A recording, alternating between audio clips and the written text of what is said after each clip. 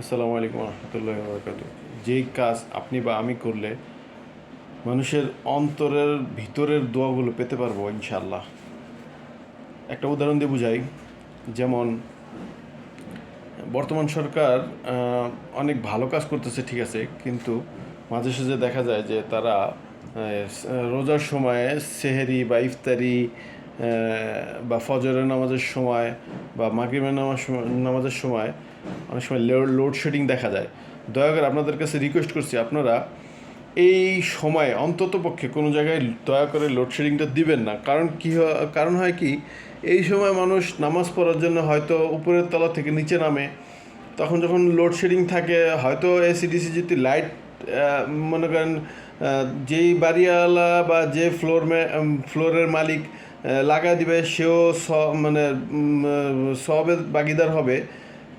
কিন্তু যখন লোডশেডিং থাকবে তখন কিন্তু মানুষের ভোগান্তি হবে, নামার জন্য তার কষ্ট হয়ে যাবে, নামাজে যেতে তার সময় লেগে যাবে।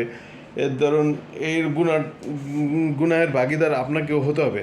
অতএব এটা যেন চেষ্টা করবেন। পাশাপাশি আরও কিছু যারা বাড়িওয়ালা আছেন বা আল্লাহ যাদেরকে বাড়ি করার ক্ষমতা দিয়েছেন, দেখা গেছে আপনার গলির পাশের গলি এমন গলি আছে যে দেখা গেছে ওই মসজিদে যাওয়ার জন্য রাস্তা তাকে ঘুরে যেতে হয়।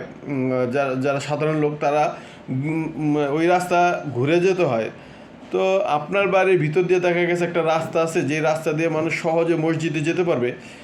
এই কাজটা করার ধরুন কি হবে, হয়তো এটা কাজটা অত মানে কঠিন কিছু না, লাখ টাকাও খরচ করতে হবে না, শুধুমাত্র আপনি গেটটা খুলে দেবেন। কিন্তু এর দ্বারা আপনি কি হবে, একটা মানুষ ফরজ নামাজ পড়ার যেই সোয়াব, এই সোয়াবের সমান সোয়াবের ভাগিদার হবেন বলে আমি মনে করি ইনশাল্লাহ। তারপর দেখা গেছে এমন অনেক ভালো ভালো ইউটিউবার আছেন যাদের একটা বিবৃতিতে দেখা গেছে দেশের অনেক অশান্তিও দূর হয়ে যায়। এই সমস্ত মানুষরা মানুষের অন্তরের অন্তঃস্থল থেকে দোয়াগুলো পেয়ে থাকেন, যেটা ওনারাও বুঝেন না। এটা মানে সাধারণ মানুষ অনেক অনুধাবন করে যে উনি ভাই এত সুন্দর কাজগুলো করতেছেন, যেটা বড় বড় দায়িত্বশীল লোকরাও করতে পারে না। এটা কিন্তু ভাই অনেক ইফেক্টিভ কাজ। আরও অনেক কাজ আছে, যেমন আমরা অনেকে হয়তো সৌদিয়ানদেরকে অনেকে খারাপ মনে করে বা ওদের খারাপ কাজটা দেখার দরুন ওদেরকে খারাপ মনে করে, কিন্তু ওদের অনেক ভালো কাজ আছে। আপনি দেখবেন, যারা আমি শুনেছি যারা সৌদি আরবের থেকেছে তারা নাকি বলল যে বাসার সামনে ওনারা একটা খাবারের পানির জন্য ট্যাপ রেখে দেয়, যার দরুন পথচারীরা পানি খেতে পারে।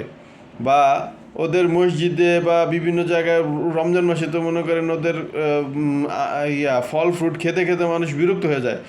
আর বিরিয়ানি তো ফ্রি পাওয়া যায়, এটা তো আনলে হিসাবই না করলাম। তো এই কাজগুলোর দরুন ওরা সব সময়ের জন্য আমি দেখতেছি যে আল্লাহর রহমতে ওরা সব সময়ের জন্যই মানে আল্লাহ ওনাদেরকে মানে অফুরন্ত নিয়ামত দিয়ে রাখেন।